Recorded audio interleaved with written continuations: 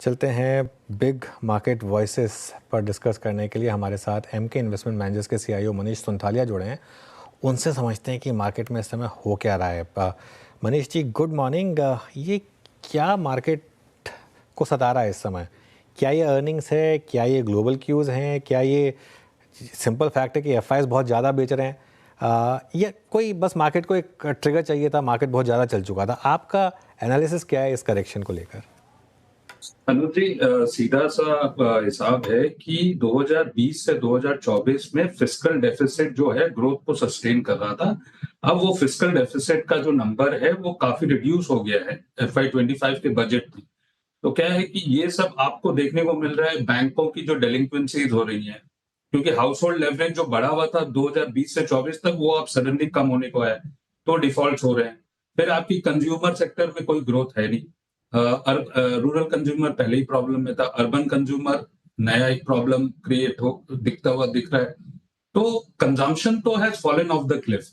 डिलिंक्वेंसीज tier 2 banks वगैरह में हमको देखने को मिल रही है। तो बेसिकली रीजन यही है कि डेफिसिट नंबर जो रिड्यूस हो गया है वो ग्रोथ के लिए काफी हानिकारक। और हमें करंट अर्निंग सीजन में भी देखने को मिल रहा है कि कोई विशेष कोई अर्निंग ग्रोथ देखने को मिल नहीं रही है 2025 के साल में। तो कहने का यही मतलब है कि किसी को तो स्पेंड करना पड़ेगा इकोनॉमी में। कॉर्पोरेट सेक्टर बहुत ज्यादा कोई स्पेंड कर नहीं रहा है। गवर्नमेंट स्पेंडिंग जो है इलेक्शन ये सब के कारण फर्स्ट 2 क्वार्टर में बंद थी। अब Q3 और Q4 में एक होप है कि गवर्नमेंट की स्पेंडिंग हो जो जो अर्निंग्स ग्रोथ और कॉर्पोरेट ग्रोथ और आपकी पूरी जीडीपी ग्रोथ को संभाले। और एफआईआईज बेच रहे हैं, क्यूआईपीज हैं, आईपीओज हैं, और लाइफलाइन जो बाजार को सपोर्ट करने वाली है वो रिटेल की एसआईपी फ्लोज एवरी मंथ है।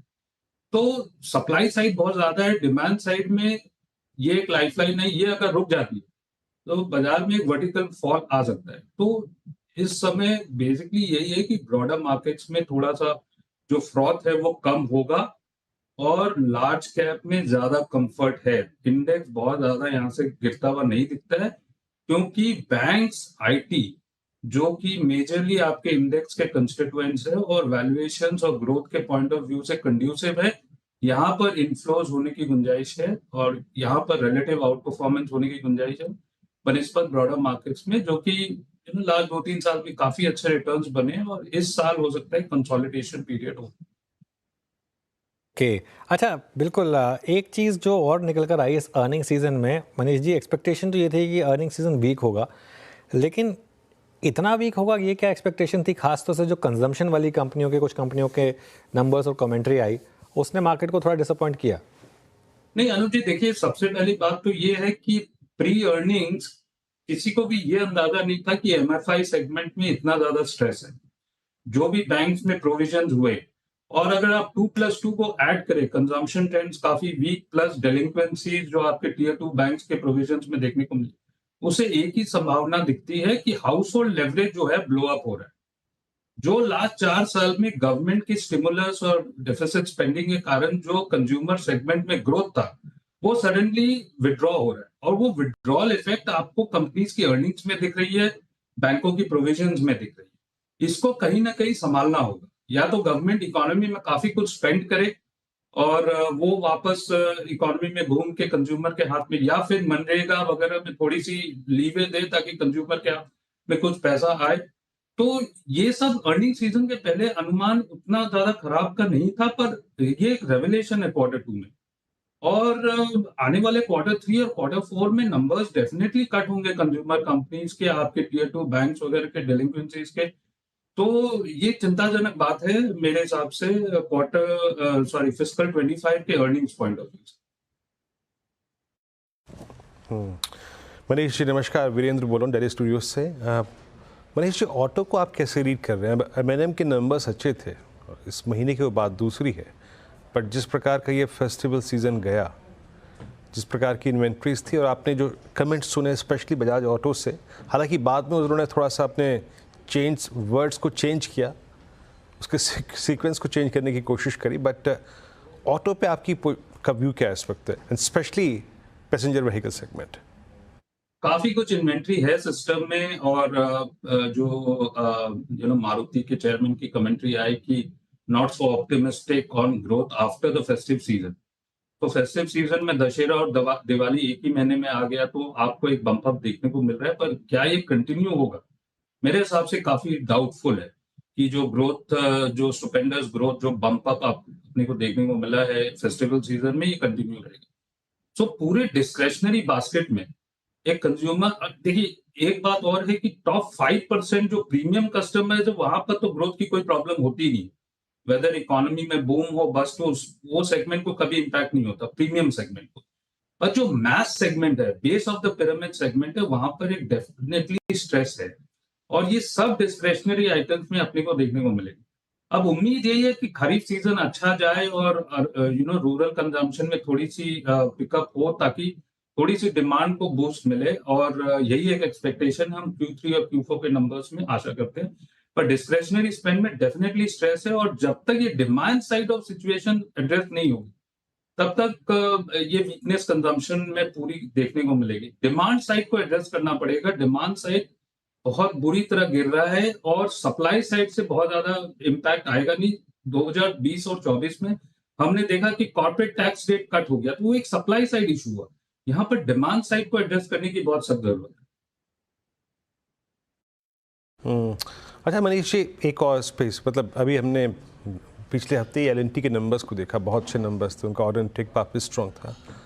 पर आपने कुछ देर पहले जो गवर्नमेंट स्पेंडिंग की, जो कि काफ़ी निल रही है, उसकी बात की आपने। प्राइवेट स्पेंडिंग की जो कि काफ़ी कम रही है, उसकी बात करी। ऐसे में कैपिटल गुड्स पे आपका टेक क्या है? क्योंकि हमने, ठीक है एल&टी को तो फिर भी ठीक है, but on the contrary Siemens को, कमिंस को और एबीबी को तो बहुत ही बड़े स्विंग देते हुए देखा है। यहाँ पे क्या डाउन साइड खुला है क्या अभी? बिल्कुल खुला हुआ है। कैपिटल गुड्स सेक्टर में ये वैल्यूएशन में जो सब कंपनियां ट्रेड हो रही है, मेरे हिसाब से तो ये वैल्यूएशन टिकेंगे ही नहीं, क्योंकि एक तो गवर्नमेंट स्पेंडिंग की आशा आपकी Q3 Q4 में, और यहाँ पर आप 4-4 साल के अर्निंग्स को डिस्काउंट करके बैठे हैं। तो क्या इतने वैल्यूएशन डिस्कम्फर्ट में ये सब भाव, एलिवेटेड वैल्यूएशन पटेंगे? मुझे तो नहीं लगता।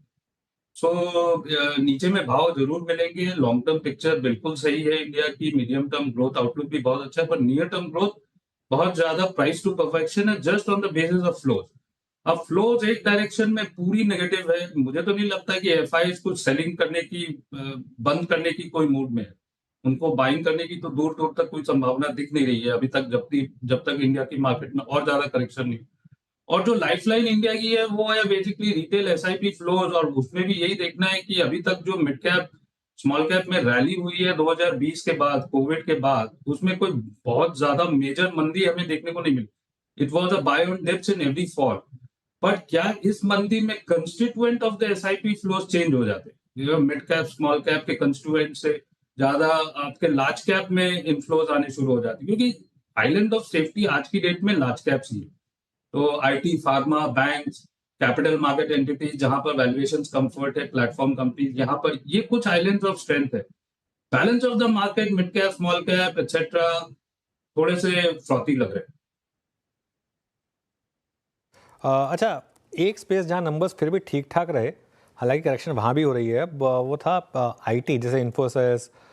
एक सिर्फ टीसीएस को छोड़ दें तो बाकी सारी अर्निंग्स ठीक ठाक थी। क्या ये एक हाइडिंग पॉकेट बनेगी कुछ टाइम के लिए? यहाँ पर एक आइलैंड ऑफ सेफ्टी है। देखिए, आईटी सेक्टर जो है हमेशा एक सिक्लिकल सेक्टर रहा हुआ है। एक अप साइकिल होता है, एक डाउन साइकिल होता है। लास्ट 2-3 साल में डाउन साइकिल थी, क्योंकि रेट कट्स नहीं हो रहे थे, डिस्क्रेशनरी एक्सपेंस में प्रॉब्लम था, लाइट्स ऑन बिजनेस में ही थोड़ी ग्रोथ थी, कॉस्ट टेकआउट डील्स ही मिल रहे थे।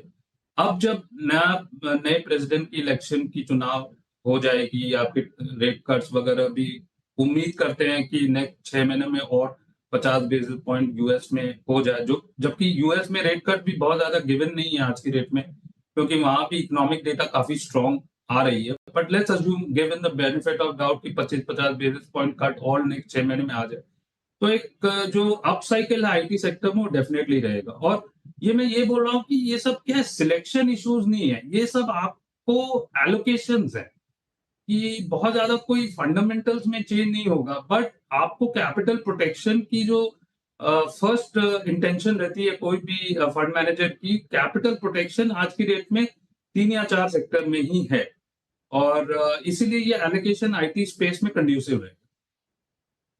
पर हाइडिंग स्पेस है इस समय, अगर आप कह रहे हैं कि लार्ज कैप्स में अभी भी कंफर्ट है रिलेटिवली, मिड कैप और स्मॉल कैप में शायद और करेक्शन आ जाए, तो आईटी के अलावा और कहाँ पर हाइडिंग स्पेस ढूंढेंगे?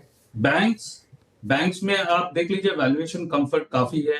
PSU banks, private sector banks, दोनों में कंफर्ट है। In fact valuation of PSU banks are half, literally on generalize basis half of private sector bank, और जबकि करंट क्वार्टर में उनकी अर्निंग्स बहुत बेटर है प्राइवेट सेक्टर बैंक्स।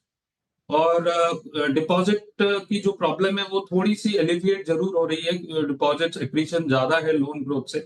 सो बैंकिंग सेक्टर में काफी एक स्ट्रेंथ है from the point of view of valuation. IT space में है, बायोसिक्योर एक्ट आपकी पास होने जा रही है, पूरे फार्मा वैल्यू चेन में बेनिफिट होगा, specially when it comes to export generic pricing, क्योंकि it is advantage India over China once the biosecure act gets passed.